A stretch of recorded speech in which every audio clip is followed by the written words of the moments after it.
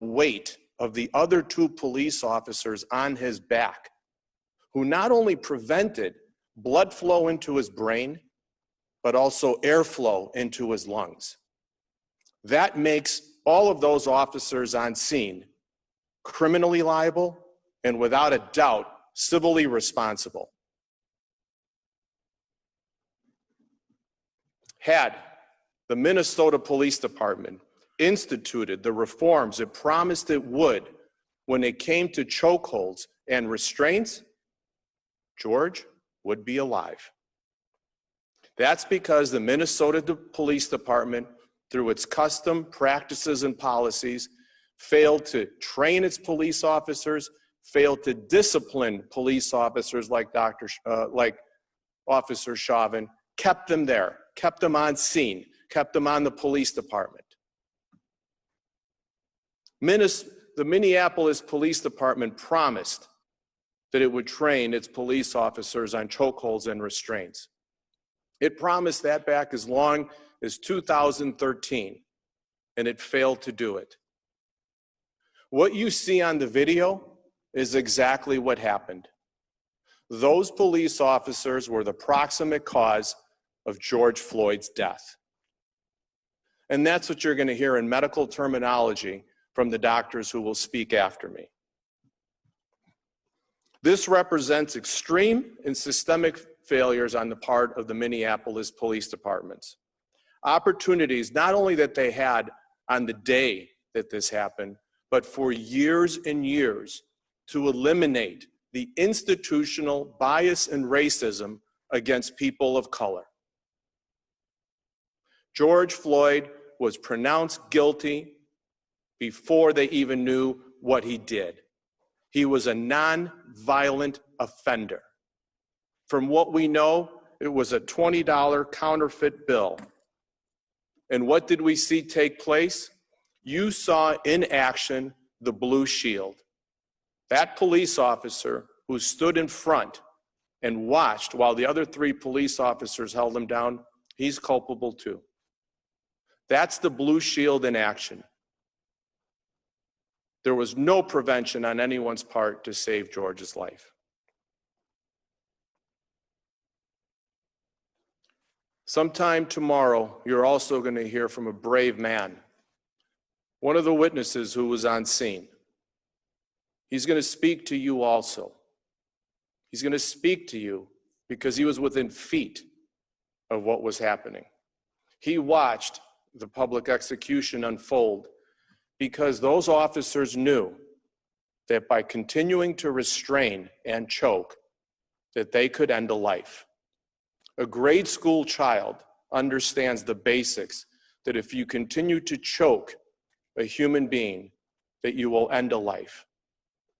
This brave young man will speak to you tomorrow about what he saw, about George, about what he was feeling as he knew he was dying, calling for his mother.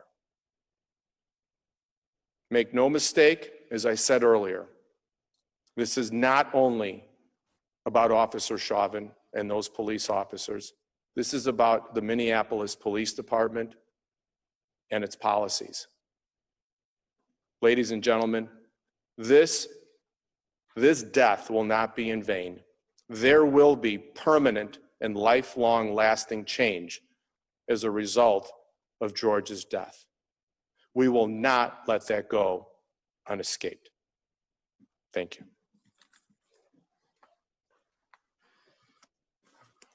Thank you so much, Tony Robinucci. I'm very honored to stand with you as a very capable lawyer that with our team of expert legal minds will get justice, full justice for George Floyd. And it is imperative that we understand, as we all demand justice, that we have to look not only at the video that tells us in common sense what happened, but that we apply that with the forensic science, because it's critical. And one should not suggest that we didn't see what we saw, and what we saw should be consistent with what the science purports. As Attorney Ramanucci and I have said, the ambulance was a hearse. Why was this? Because not only the knee to his neck, but also the knees to his back that compressed his lungs and frustrated them from being able to contract, to take air in and out. So even if there's an opinion that there was no harm to his trachea, that is not conclusive in any way as to what caused his death. These doctors are going to explain it to you as the medical professionals they are, but as a simple person being a voice for equal justice, trying to tell the people who watched that video, that horrific video, when everybody else could see that they were killing them, except the police, or did they? No, they were killing them. You can look at the knees to the back as we've all looked at the knees to his neck, because they are both significant. Mr. Floyd's death was a homicide by the officers who taunted him while holding him down for more than 8 minutes. And the officers who stood by Tony by doing nothing, as you said, was a physical blue shield. The blue shield we always talk about in the Black community. A living symbol of the code of silence from these suggested good officers, seeing bad officers brutalize us, but saying nothing. Thank God there were witnesses and video on that night as Joy struggled for breath. At this time, I am honored to introduce a new voice from the medical field in these type matters. I know Dr. Biden and I have worked on several of these matters together, but today it is my pleasure to introduce you all to Dr. Alicia Wilson, Director of Autopsy and Forensic Sciences at the University of Michigan. Dr. Wilson.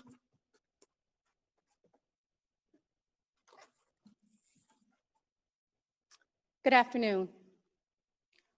We acknowledge that additional medical information, including toxicology and further investigation, are necessary for a final report.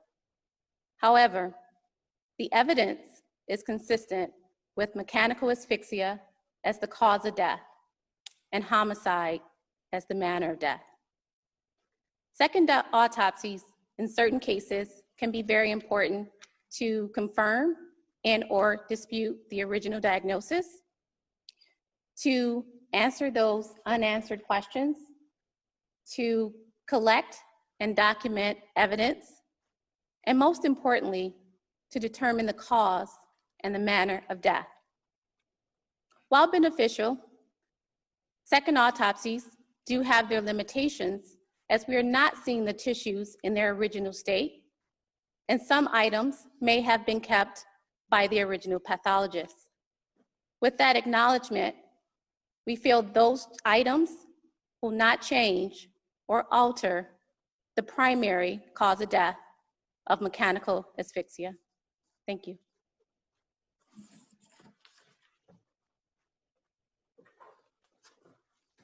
Thank you, Dr. Wilson. Incredibly honored to have you do this autopsy on behalf of the Floyd family. It means a lot more than you know to them and many of us. At this time, I will call a man that really needs no introduction, Dr. Michael Bowden is one of the foremost forensic scientists in the world alive today. He has worked on some of the most high-profile autopsies in the modern era. He has a background in doing forensic pathology, not only for the police departments, but also for the social justice engineers like myself and Tony. I could go on and on about Dr. Michael Bowden, but I think it best to hear him explain the autopsy and put it in context as only the great Dr. Michael Bowden can. Dr. Bowden? Thank you, Ben. The autopsy shows that Mr. Floyd had no underlying medical problem that caused or contributed to his death. This is confirmed by information provided to Dr. Wilson and myself from the family. He was in good health. The compressive pressure of the neck and back are not seen at autopsy because the pressure has been released by the time the body comes to the medical examiner's office. It can only be seen, serious compressive pressure on the neck and back can only be seen while the pressure is being applied, or when, as in this instance, it is captured on video. And in this instance, we can see after a little bit less than 4 minutes that Mr. Floyd is motionless, lifeless, and when the EMS arrived and put him on the stretcher without any CPR at that time, during the ambulance trip, he did not respond to CPR and did not respond to cardiac shock. The cause of death, in my opinion, is asphyxia due to compression of the neck, which, as Mr. Crump indicated, can interfere with blood flow and oxygen going to the brain, and compression of the back, which interferes with breathing. When he said, "I can't breathe," unfortunately, many police are under the impression if you can talk, that means you're breathing.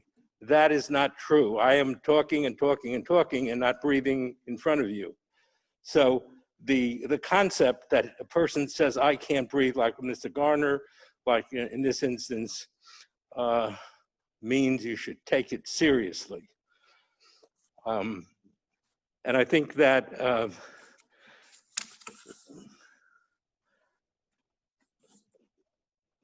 I've finished. Thank you.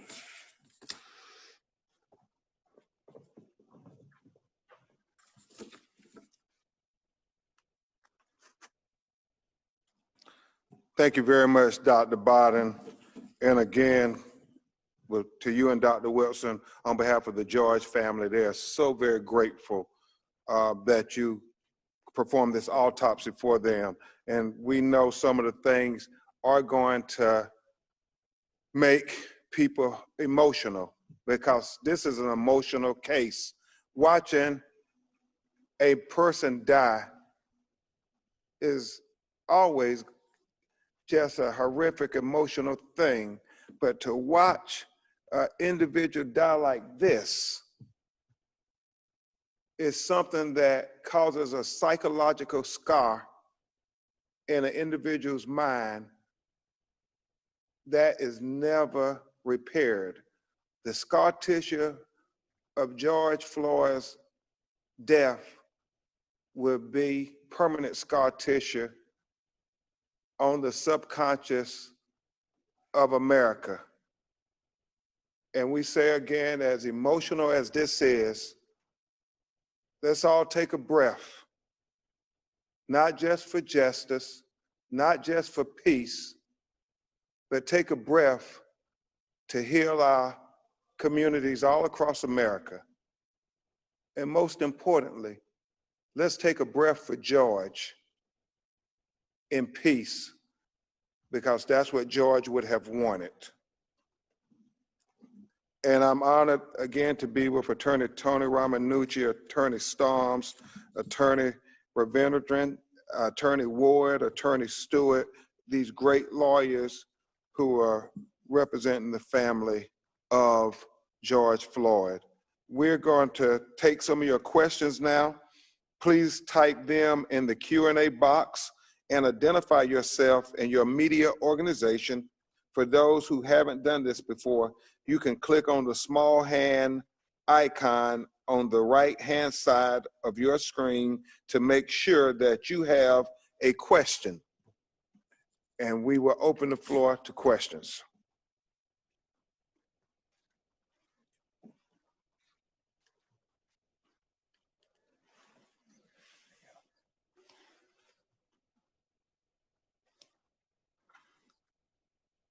Will you be making copies of the autopsy available? This question's for the doctor.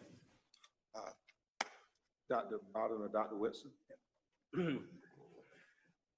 We will certainly make the copies of the autopsies that Dr. Wilson and I prepare, but we do have to wait for all the results before we complete our reports.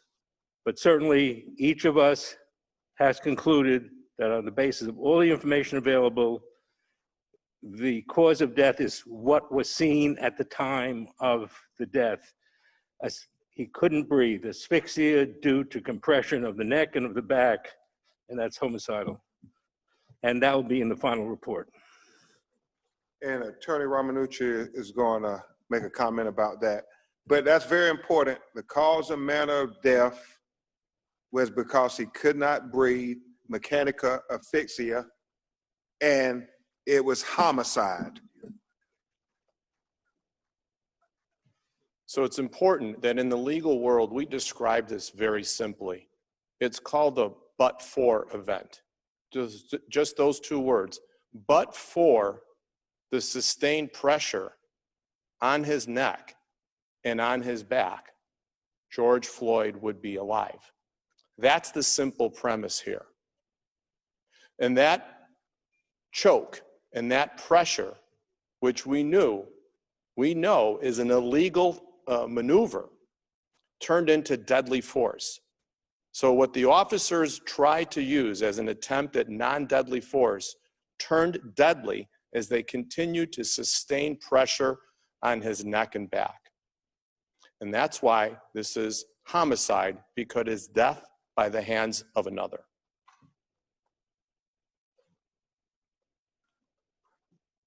Next questions. Sarah Meerhoff with Forum News Service in the Twin Cities asks if Mr. Crump has a comment on Minnesota Attorney General Keith Ellison taking over of the case from the Hennepin County Attorney's Office.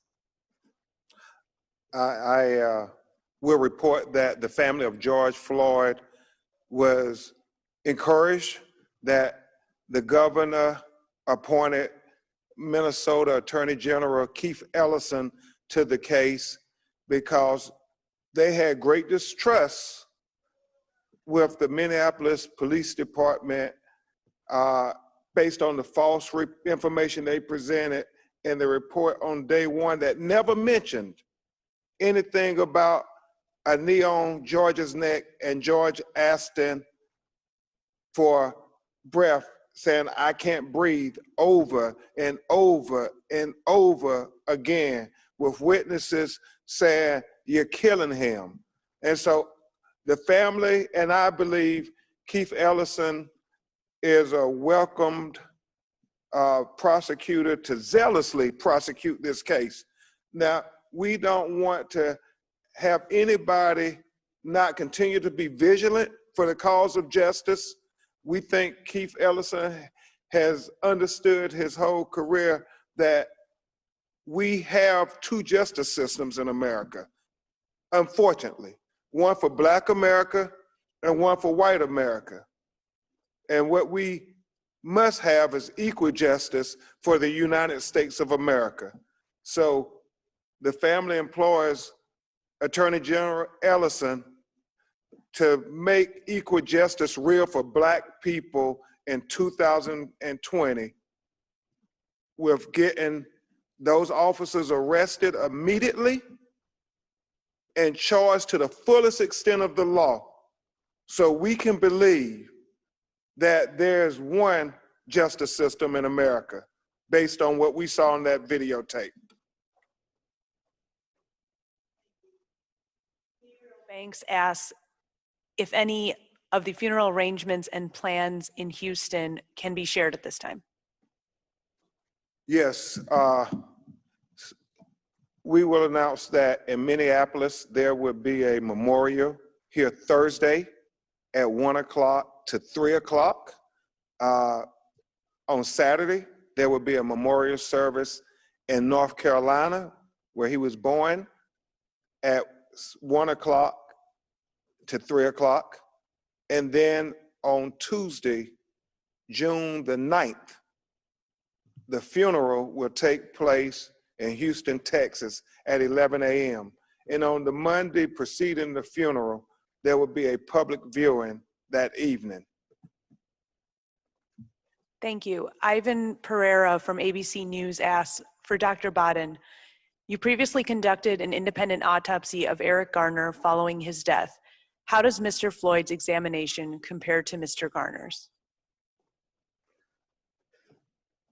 Thank you. Yes, I was asked by the family of Eric Gardner to do a second examination, but what is different is the initial autopsy in the New York City Medical Examiner's Office concluded on day one that there was enough evidence to show that he died of asphyxia, because he couldn't breathe because of the compression of his neck and back. And that was immediately put on the death certificate, as opposed to this situation, which is the more common situation, where things are left pending while additional studies are done that will not reflect on the cause of death. It'll reflect on the circumstances of death, but whether he has drugs or alcohol in his body, for example, is not a cause of death. It would be a circumstance of a cause of death. But with Eric Garner, with a video that's still on the internet, a 2-minute video of Eric Garner on the internet, showing him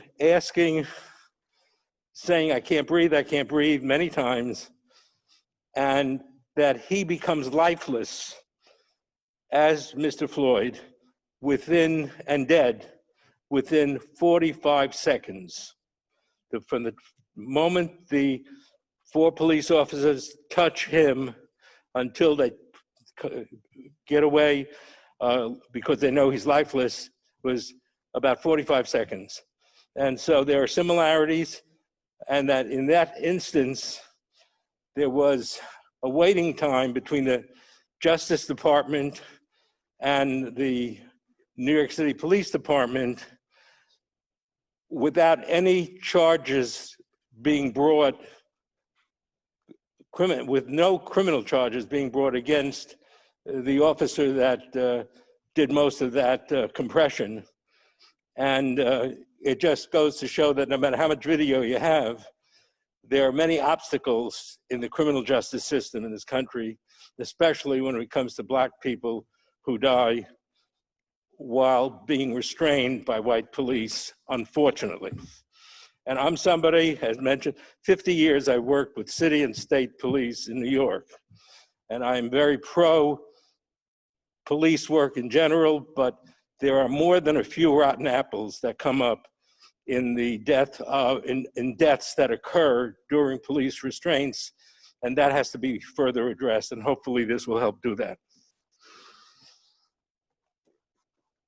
Thank you, Dr. Bodden. I know Attorney Tony Ramanucci and Attorney Stewart and I, Attorney Storms, echo that sentiment, and that's what we endeavor to do with this case of George Floyd. It is a tipping point case, and the sincere hope is that this case will help change the system, bring needed reform. I have been texted by a news service to ask, what is the recap of our autopsy? And it's simply this.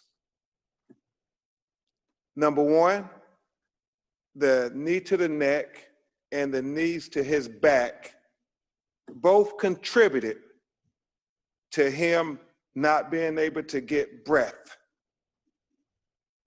And what those officers did there that we see on the video is the cause of his death, not some underlying unknown health condition. George Floyd was a healthy young man. We see in the video he was walking, breathing, he was alive. His cause of death medically was mechanical asphyxiation. The legal determination is homicide. That is it in a nutshell. The officers killed him based on a knee to his neck for almost 9 minutes and 2 knees on his back, compressing his lungs. The ambulance was his hearse. Next question.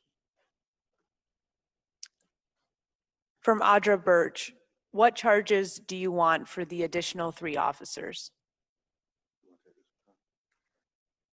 Attorney Ramanucci will take that question.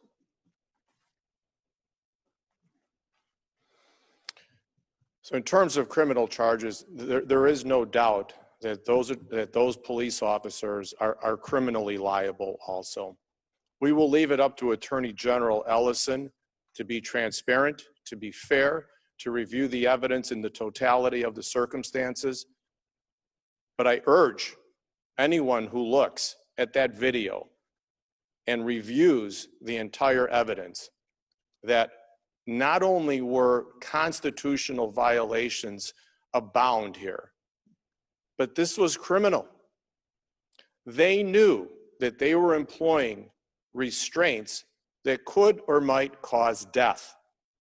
And by having that knowledge and by continuing to mount the pressure on his body, restricting his airway and cutting off blood to his brain, they knew that they would cause death. To be culpable of murder or homicide, you only need to know that what you are doing could lead to death. They were trained, supposedly, that those restraints could or might cause death. They need to be charged criminally. They are criminally liable because they knew that what they were doing could lead to death. And indeed, we know that it did cause his death. Raina S. from CARE. Thank you, Attorney Ramanucci. And just to be clear, George Floyd's family wants first-degree murder for Officer Chauvin and the other officers to be charged to the full extent of the law because George was their blood. Imagine someone who was your family and during the last moments of his life on this earth, begging for humanity, begging to be treated like a human being, begging to be treated like one of God's children. They want a first-degree murder charge. They want equal justice for African Americans because Black Lives Matter and George Floyd life mattered. Rena S. from CARE 11 News asks, do the doctors believe the information about underlying conditions Oh, I apologize. Rena S. from Care 11 News asks, and are the doctors basing the cause of death solely on the video and not the autopsy?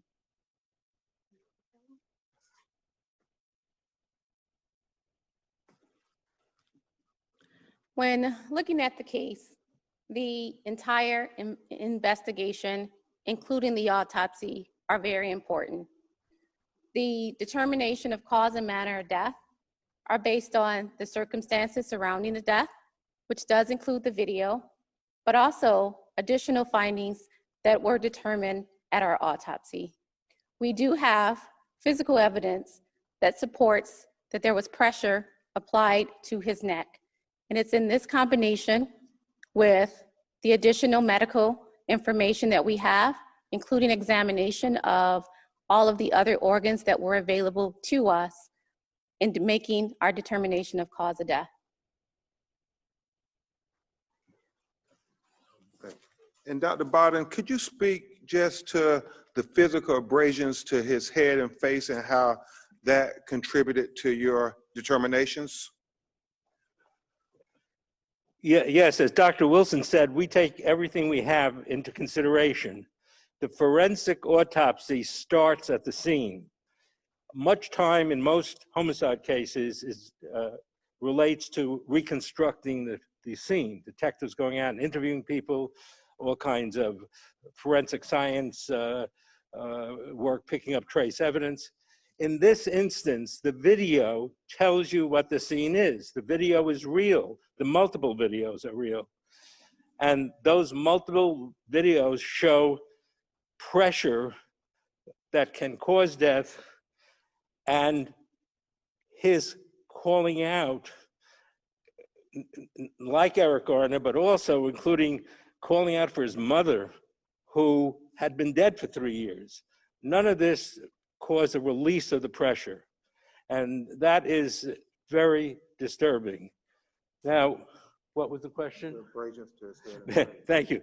There were rough abrasions around the left eye and the left cheek, and a little bit in the front of on the nose and mouth areas that are due, as we can see in the video, to the left side of his face being rubbed against the pavement, while the left knee of the officer is squeezing down on the left side of the neck, which would be, the neck is a small area with many vital organs, arteries, veins, nerves, and the windpipe, all of which are compressed with the knee activity as seen on the video.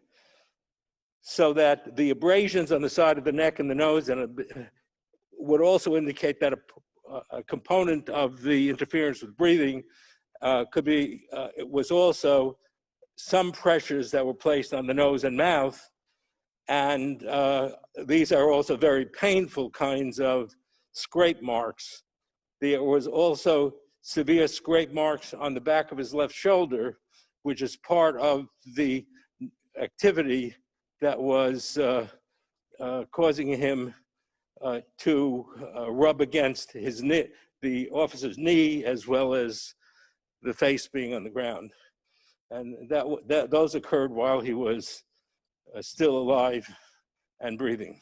And is that evidence of pressure? That is evidence of severe pressure on the face, large areas of scraping abrasions on the face, in particular, the left side of the face, which is evidence of his face being rubbed severely against the ground.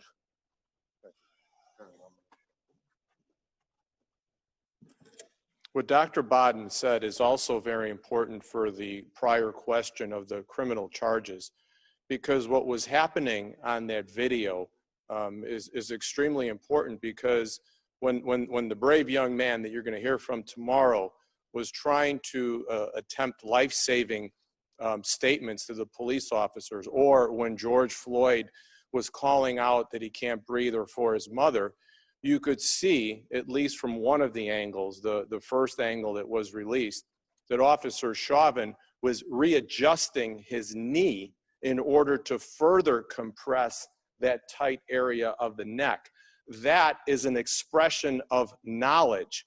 That taunt of readjusting his knee in order to further compress the airway and hold him down with that sustained pressure is evidence of criminal conduct.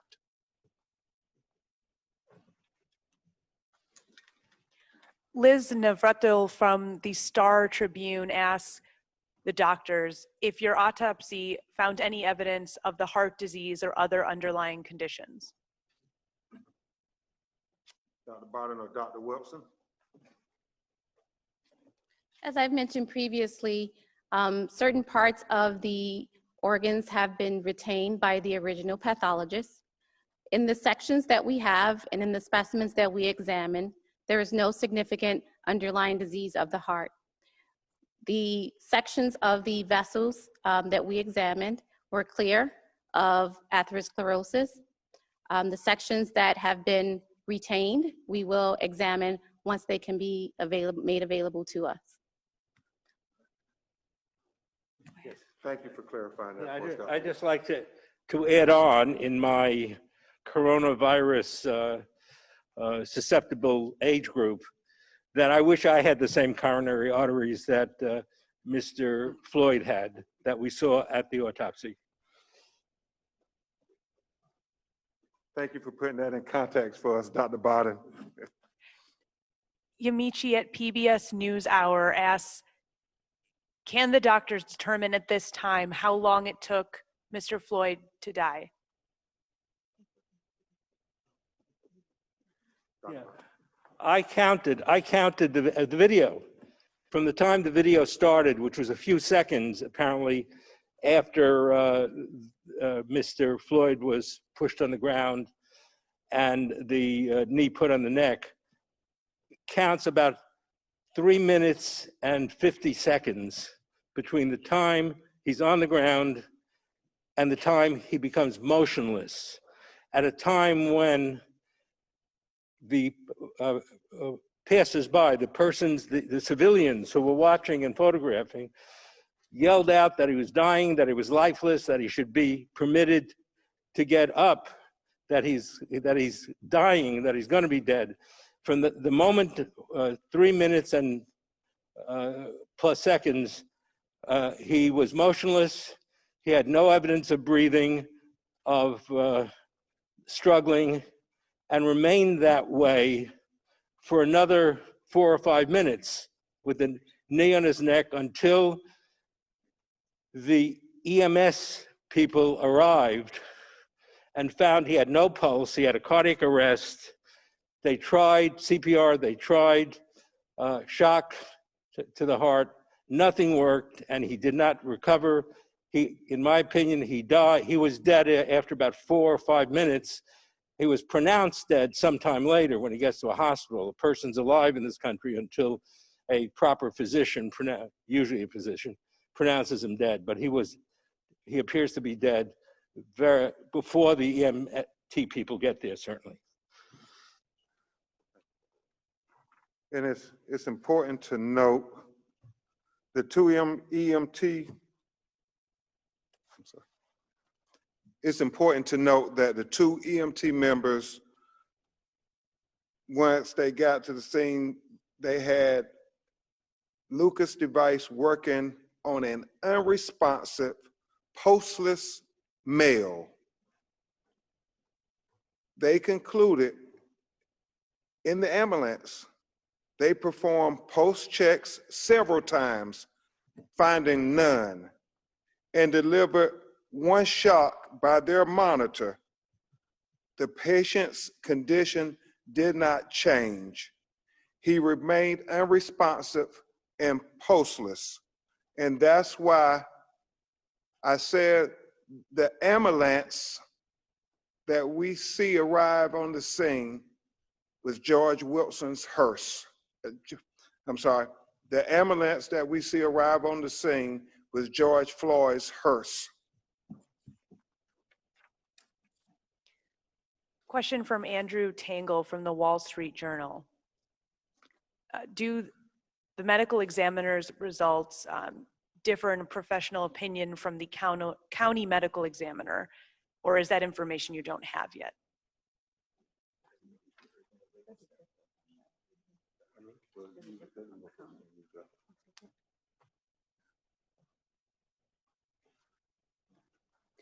At this time, we have not had the opportunity to review the actual preliminary report from the medical examiner who performed the autopsy.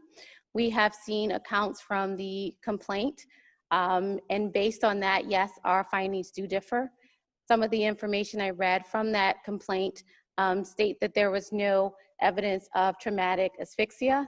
This is the point in which we do disagree, that there is evidence in this case of mechanical or traumatic asphyxia. Thank you, Dr. Wilson, for explaining that. Next question. Oh, Dr. Bobby. Okay. If you could speak louder with the questions.